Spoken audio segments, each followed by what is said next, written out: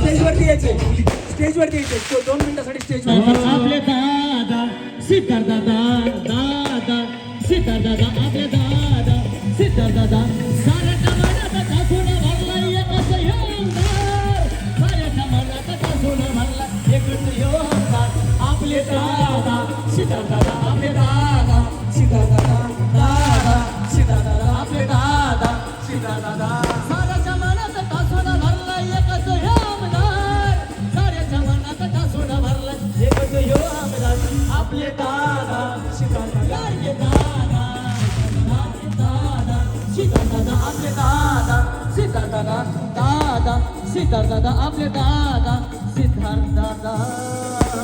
सगळ्यांना विनंती आपण खाली बसा, जे उभे राहिले ते खाली बसा. फटाकडा एकदा वाजायचा संपला.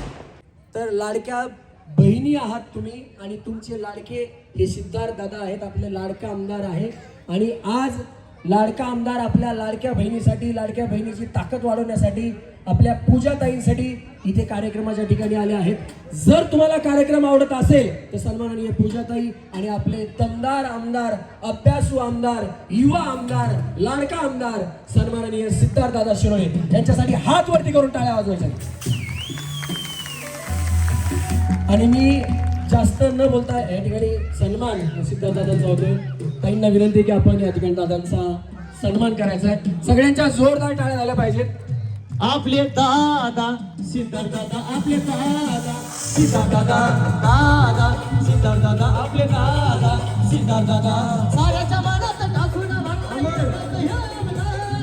साऱ्याच्या मनात टाकून भरलं एकच योगदार.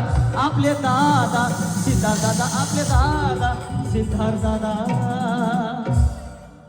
खरं तर दादा माझी सुरुवात इकडनं कार्यक्रमाची सिद्धार्थ दादांच्या कार्यक्रमापासून झालेली आहे.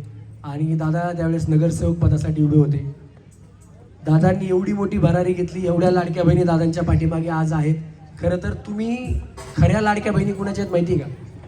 महाराष्ट्र राज्याचे लाडके मुख्यमंत्री आदरणीय देवेंद्रजी फडणवीस या मुख्यमंत्र्यांच्या तुम्ही डायरेक्ट लाडक्या बहिणी आहात. आणि जे काही मुख्यमंत्री साहेबांचे प्रतिनिधी आमदार खाली आहेत त्यांच्या सुद्धा तुम्ही लाडक्या बहिणी आहात.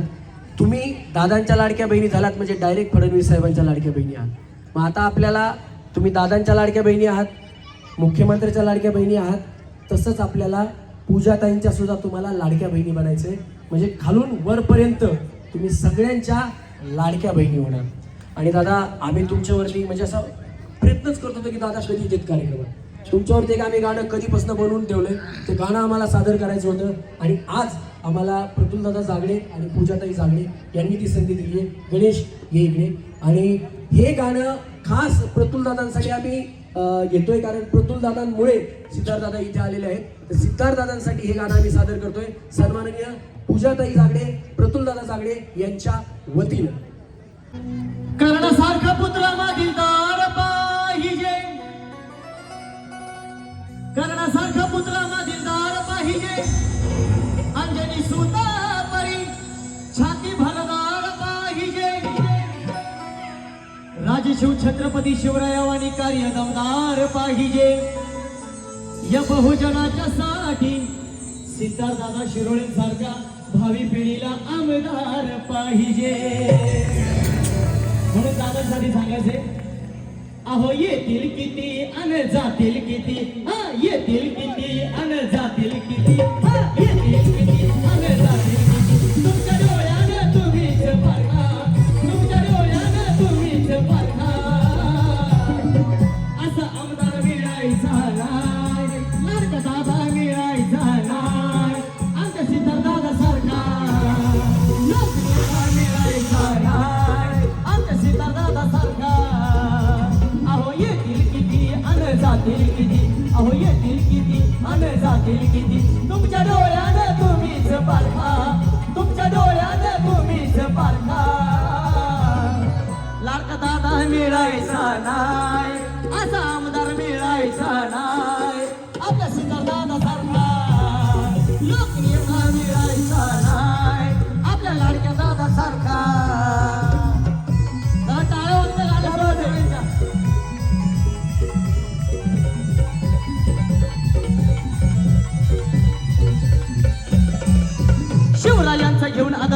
रयतेसाठी लढतो या भीमरायांच्या विचारानं साऱ्याला भारी पडतो या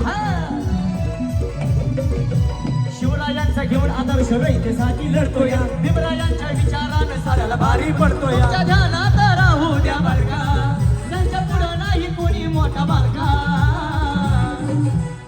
तुमच्या ध्यानात राहू द्या बरका दादा कधी तुम्हाला समजत नाही कधी परका असा आमदार मिळायचा नाही सारखा दादा मिळायचा नाही आता सिद्धार्थ दादा सारखा मिळायचा नाही आपल्या लाडक्या भावासारखा लोकनेता मिळायचा नाही आपल्या लाडक्या दादा सारखा आता आमदार मिळायचा नाही आता सिद्धार्थ दादा सारखा तुम्हाला गाणं आवडलं असेल तर गणेशसाठी एकदा जोरदार टाळ्या झाल्या पाहिजे. थँक्यू सर, धन्यवाद. आणि पूजाताईंवरती पण आम्ही एक गाणं बनवलंय, ते सुद्धा गाणं आम्ही घेणार आहोत, काळजी करू नका. तर तत्पूर्वी तुम्हाला कार्यक्रम आवडतोय का? नाही, एवढ्या आवाजात मला कळत नाही.